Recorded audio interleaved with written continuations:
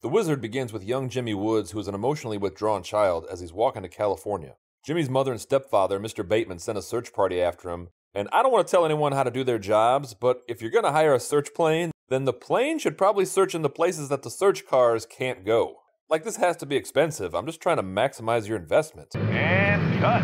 All right, Nathaniel, that was a great scene. Now just land the plane in that field of... Oh, my God. Oh, God, not again. Oh, my God, not again. We're gonna go.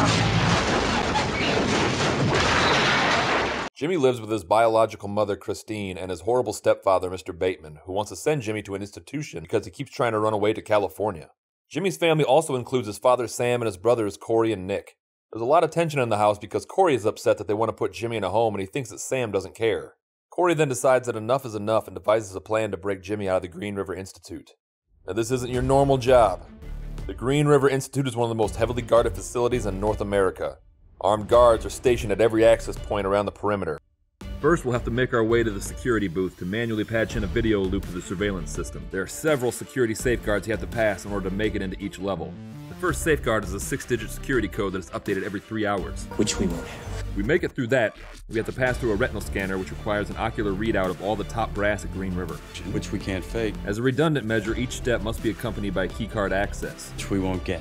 Now, this studious individual is the head psychiatrist of the Green River Institute, Werner Brandis. In order to get to the inner level of the institute, you'll need to pass a voice print machine that will only recognize Dr. Brandis' voice with a specific key phrase. You know we got that. Hi, my name is Werner Brandis.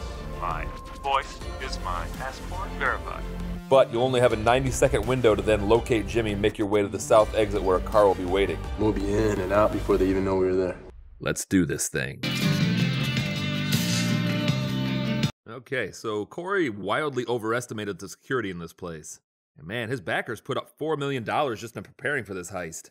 So the rest of the family makes their way to the Green River Institute when they realize what's happened. They were seen hopping a truck. Wait, they were seen getting to the back of the truck? Why weren't they just stopped then and there? The delivery guy was going into the building, so it's not like the truck took off as soon as they got in. So they know what vehicle they're in and what general direction they went in, so this might be a good time to hire that pilot to fly down the road again. But instead, the Batemans hire this man, Mr. Putnam. Mr. Putnam retrieves runaways, professionally. And also has a hobby in his free time, probably. Yeah, but I guess saying that you retrieve runaways is slightly better than saying that you hunt missing children for money. You know, it seems like you'd have to make some very specific life choices, all of them wrong, to land in that kind of profession. Putnam then vaguely threatens the father of the child he's been tasked to retrieve, and tells him to stay out of his way, otherwise he won't get paid. So let's not be getting in my way, okay? Well, I for one am shocked that the child bounty hunter ends up being a creep. I did not see that one coming. So Jimmy and Corey make their way to a bus station, and while Corey is trying to buy bus tickets, he sets up Jimmy on a Double Dragon machine. It's $226. Does that seem really expensive? Like, that seems really high in today's dollars. In 1989, I would expect 2 bus tickets to be like $8. It's $34 just to St. George, Utah. Alright, I feel like he's lying, but I can't figure out why. What game are you playing, bus jockey? When they get ready to leave, Corey notices that Jimmy has a score of 50,000 in Double Dragon, which also seems high for 1989. People just didn't have the dexterity back then. The boys meet another unaccompanied minor named Haley who doesn't believe that Jimmy is good at Double Dragon. Just kicked ass on Double Dragon. Get out of here. Him? What is someone who's good at Double Dragon supposed to look like? Quiet, withdrawn, and socially awkward is the exact kind of person that I would assume is good at Double Dragon. Corey bets his $6 against Haley's bus ticket that Jimmy can beat her at Double Dragon. Like, depending on where she's headed, she could be putting up several $100s worth of bus fare just to win $6. It's not a good bet. But Haley does agree to the bet to see who can get the highest score. Is that boy getting 50,000 in Double Dragon? I thought that was just a myth. So Jimmy destroys Haley in Double Dragon, subsequently causing her to miss her bus. Jimmy then kicks absolute ass in Ninja Gaiden, and they realize he's some kind of video game wizard. It's called A Pregnant Pause. Because it's the name of the movie. No, it's fun. People like that stuff. Now for me, I'm just impressed with anyone that can play Ninja Gaiden for more than 5 minutes and not just scream at the screen.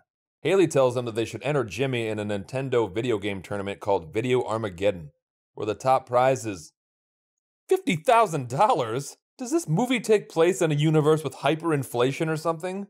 Again, that seems like a lot for a Nintendo tournament today. Haley says that she'll help them get to California for half the tournament prize money, which in the world of the Wizard would probably be just enough for a bus ticket back to her house. Putnam arrives in town just behind the kids, and so do Sam and Nick. Putnam slashes Sam's tires and then pulls a knife on him. And you know, this type of behavior is unbecoming of someone who stalks and hunts children for financial gain. So Sam destroys Putnam's car with a shovel, but honestly, you can't even tell. You know, I guess immersing yourself in the mind of a child in order to find vulnerable runaways doesn't pay that well. So the kids start hitchhiking their way to California, and Haley tells them that they need to come up with some kind of strategy. She says she knows the highways really well because her dad is a trucker who makes weekly runs between Kansas City and Reno, where she lives. My dad sent me home early. He likes me to watch the house. We got a really, really nice house. Oh yeah? You got a big house? Who's your mom? She was a showgirl. Great legs. Your mom's a famous showgirl? Oh, that's cool.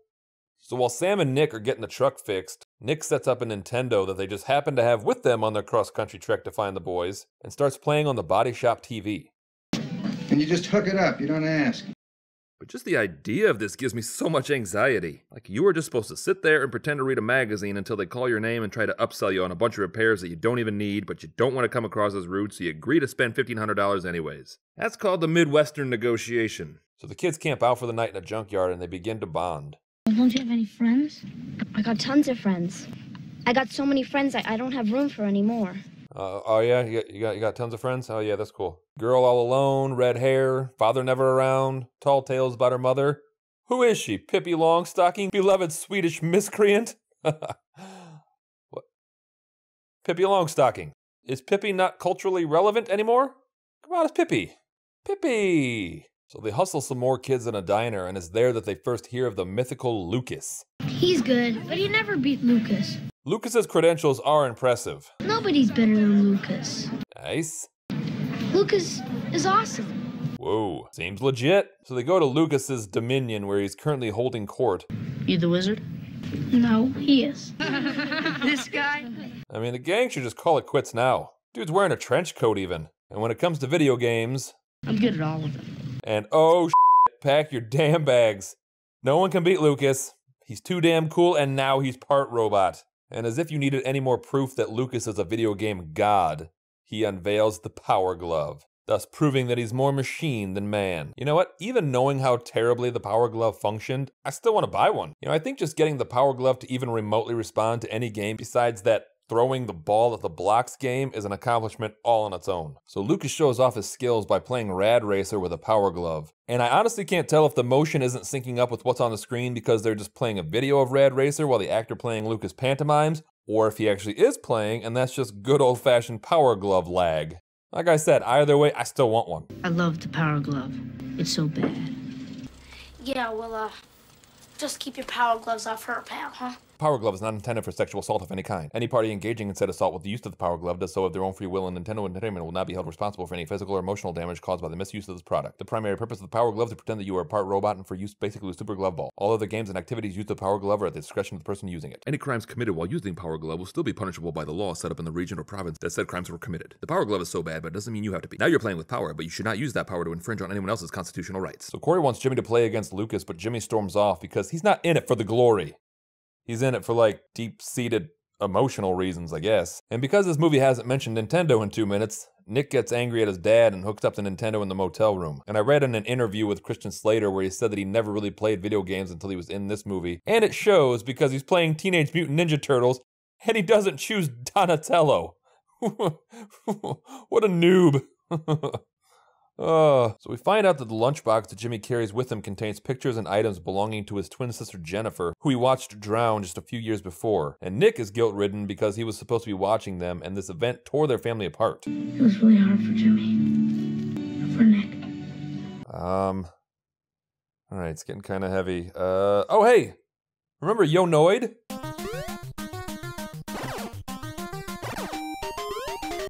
Oh, the Noid. You can't not smile when you see that. Well, I don't really know what he's supposed to be, but he is delightful. So Jimmy gets to work learning all the video games while Haley spends about $8,000 calling the Nintendo tip hotline. And can you believe this was an actual job? God, the 80s were a golden age. Sam and Nick stop at a diner and run into Lucas, who tells them that Corey and Jimmy are headed to LA for Video Armageddon. Before Sam and Nick can go after them, Putnam pays a tow truck driver $50 to tow Sam's truck. Man, between the damage to his car and now this $50, he's gonna have to hunt like an extra 5 children just to break even on this trip. Lucas also tells Putnam where Jimmy and Corey are going because, well, Lucas kinda sucks. Putnam rolls into Reno and this large adult son of a town has no idea what kind of freak has just entered their realm. So Putnam is continuing with the strategy of being vaguely threatening towards children and asking anyone he sees if they've seen Jimmy and Corey. Listen up, 2 kids, one is 9, one is 13, there's a girl with him, and they've been hanging out in arcades. Have you seen them? You know, it was really cool of the Batemans to unleash this weirdo onto an unsuspecting public. You know, Putnam does not seem very good at his job. Like, how did the Batemans even find him? Because he can't have come recommended by anyone. Like, if it wasn't for Lucas, he would still be 500 miles away. Only Putnam could stand next to this dude and still be the creepiest one. I've been following you across 2 states. I'm being paid to bring your little brainless brother back. Now point him out! Putnam finds Corey and just screams and shakes him, and Corey desperately needs an adult to come to his aid. Mister. Oh, thank God, this lady should help. You'll find your other son in the arcade. What? Oh my God, thanks a lot, Judas. Oh, wait, I'm sorry, her character's name is Judith. I hate you. Corey has no idea who this dirtbag is. Time to go home, son. He touched my breast! Now, a lot of people complain that Haley probably ruined Putnam's life, but Putnam sucks. And also, he didn't actually do it, so he just needs to tell his side of the story and everything will be fine. I touched her breast. She doesn't have any breasts. Oh, good God, Putnam. The kids need a place to hide out, so they take a cab to Haley's trailer in the middle of nowhere. I know how I told you I lived in some great place, so don't be rubbing it in. Oh gosh, this is awkward. We knew you were lying the whole time. So we learned that Haley's mom had a gambling problem and lost all their money and took off, and she wants to use the prize money to help her dad buy a new house. It's like the Adventures of Link. He has to find Zelda, you have to find a house. Same difference. Boy, is that sexist. I don't think it's sexist, I just think that Corey is a terrible conversationalist. As most 12-year-old boys are. Like, it would be so frustrating to go back in time and try to have a conversation with 12-year-old me. I'd be like, oh my God, shut up! You've been talking about Alf for 3 hours. Enough! Putnam manages to find out where Haley lives and goes and kidnaps Jimmy. I understand he was paid by his mother and stepfather to retrieve him, but this is still kidnapping in my opinion. Did you really have a chance? No, what? I don't know, look. I've never seen anyone better, not even Lucas. I mean, you saw Lucas play 1 game. Only reason you know that he's the best, because him and his goons said so. And I mean, while they're lamenting not winning the tournament, they did just witness Jimmy get kidnapped. So Haley calls on her dad's trucker friend Spanky to help him get Jimmy back, and oh my God, that is Lincoln Hawk's truck. So the kids finally make it to the tournament, and luckily for them, this thing has the most lax rules ever. Like, they're allowed to walk up and register even though the tournament has already started. The first game of the tournament is Ninja Gaiden, and Lucas finishes his match and takes a commanding lead. Jimmy then plays, and Jimmy, Lucas, and her? Huh, she sure doesn't look like a gamer to me. So these 3 then advance to the next phase of the tournament, which is 15 minutes. We'll fight for 50,000 smackaroos! The final round. What is this, like a half-hour tournament? And we learn that the game they have to play in the final round is a game that they've never played before. So after playing for 10 minutes, they get a 15-minute break until the final round, but Putnam finds them and chases them around the lot. So Putnam has them trapped, but luckily the kids find an elevator that drops them right in the middle of the tournament. God, I hate this job! You literally don't have to do it. It seems like the easiest job to quit. Like, you just stop tracking children, and you are no longer a child tracker. Like, I'm not being a child bounty hunter right now. Time has run out and it doesn't look like Jimmy's going to be able to play in the last round, but once they unveil the stage, Jimmy's standing there like a straight up badass.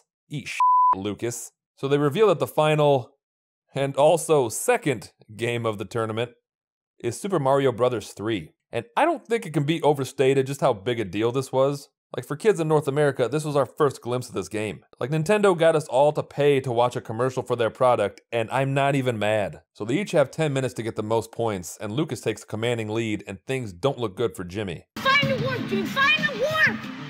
If he finds the warp, he can jump points. Okay, he's correct. But his character should not know this. That's the magic flute! Use it! It opens the warp! Again, Correct, but you are not supposed to know any of this. This is supposed to be the first time anyone has ever seen this game. But Jimmy does intuitively know how to find this warp whistle, and he destroys Lucas and walks away with $50,000. On the way back home, they pass the Cabazon dinosaurs, and Jimmy jumps out of the car and runs towards them. You may remember these dinosaurs from the greatest movie ever made, Pee-wee's Big Adventure. Now, I like to think that The Wizard, Over the Top, and Pee-wee's Big Adventure all took place over the same week. Like, let's pretend that Lincoln Hawk sold his truck to Spanky, and Pee-wee just minutes ago narrowly escaped being murdered by Andy.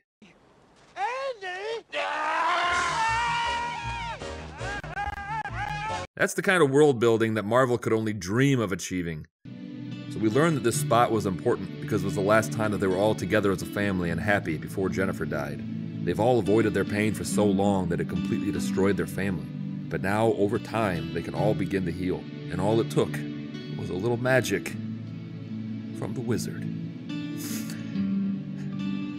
The Wizard, ladies and gentlemen. Thanks for watching. Now bring us home, the Noid, you part man, part rabbit pizza freak.